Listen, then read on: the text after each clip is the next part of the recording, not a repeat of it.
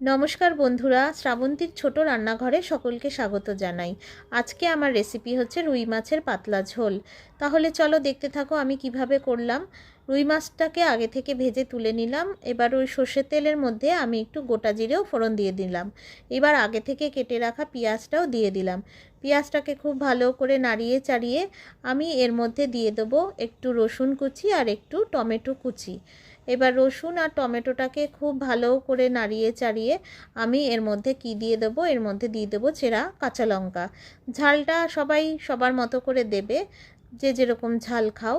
তারপরে লঙ্কা টমেটোটাকে ভালো করে নাড়িয়ে চাড়িয়ে আমি এর মধ্যে একটু নুন দিয়ে দেব। নুনটা এখন কেন দিলাম, যেহেতু টমেটোটা আছে তাড়াতাড়ি করে টমেটোটা নরম হয়ে যাবে সেই জন্য। এইবার ভালো করে নাড়িয়ে চাড়িয়ে আমি এর মধ্যে কিছু মশলা অ্যাড করব।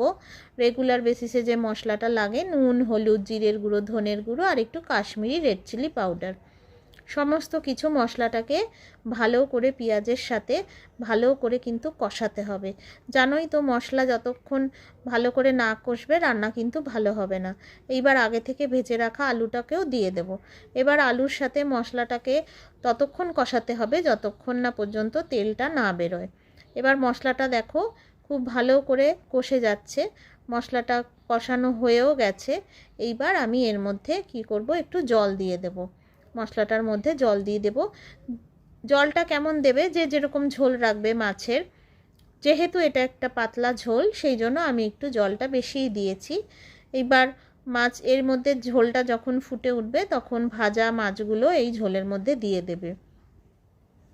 শ্রাবন্তীর ছোট রান্নাঘরে সব সময় যারা নতুন নতুন রান্না শিখছো তারা আমার এই রান্না দেখে রান্না করতে পারবে। এমন অনেকেই আছো যারা রান্না করতে পারো না বা নতুন বিয়ে হয়েছে, তারা আমার চ্যানেলে এসে রান্না দেখলে অতি সহজেই রান্নাগুলো শিখে নিতে পারবে। সেই রকমভাবেই আমি খুব সহজ পদ্ধতিতে রান্না দেখাই। এবার মাছের ঝোলটা তো ফুটে গেছে, এর মধ্যে একটু গরম মশলা আর একটু ঘি দিয়ে দেবে। ব্যাস, তাহলেই দুর্দান্ত স্বাদের তৈরি হয়ে গেল আমার এই রুই মাছের পাতলা ঝোলটা। খুবই ভালো লাগে খেতে। শুধু যদি দুপুরবেলা একটু মাছের ঝোলও হয়, গরম ভাতের সাথে কিন্তু খুব একটা খারাপ লাগে না, আর কিছুই লাগবে না। এত সুন্দর হয়। টাটকা রুই মাছ যদি হয় আর এরকম মাছের ঝোল যদি হয়, তাহলে খেতে কিন্তু দুর্দান্তই লাগে। তাহলে বন্ধুরা, তোমরা আমাকে জানিও কমেন্ট বক্সে আমার এই রান্নাটা তোমাদের কেমন লাগলো। কমেন্ট বক্সে অবশ্যই জানিও।